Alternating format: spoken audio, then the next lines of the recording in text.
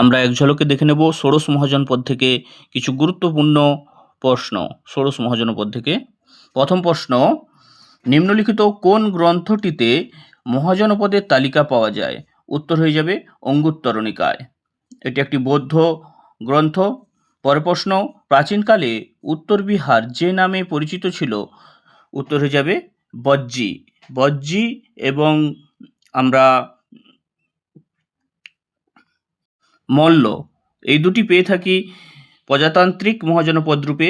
বজ্জির রাজধানী ছিল আমরা জানি যে মিথিলা এবং বৈশালী, এবং মল্লের রাজধানী ছিল কুশীনগর এবং পাবা।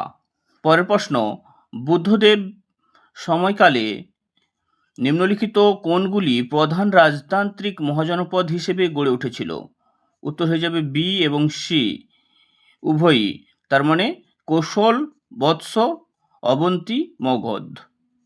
পরের প্রশ্ন, কোন দুটি নদীর মধ্যে তক্ষশিলা অবস্থিত ছিল? উত্তর হয়ে যাবে সিন্ধু ও ঝিলম।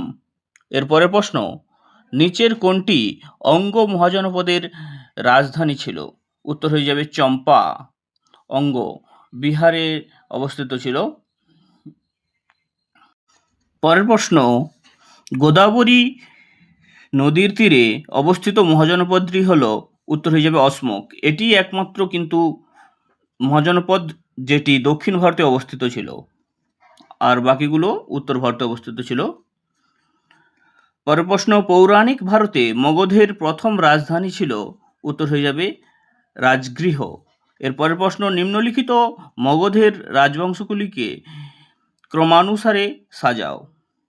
প্রথম হবে হর্ষঙ্ক বংশ, তারপর শিশুনাগ বংশ, তারপর মৌর্য বংশ, তারপর নন্দ বংশ।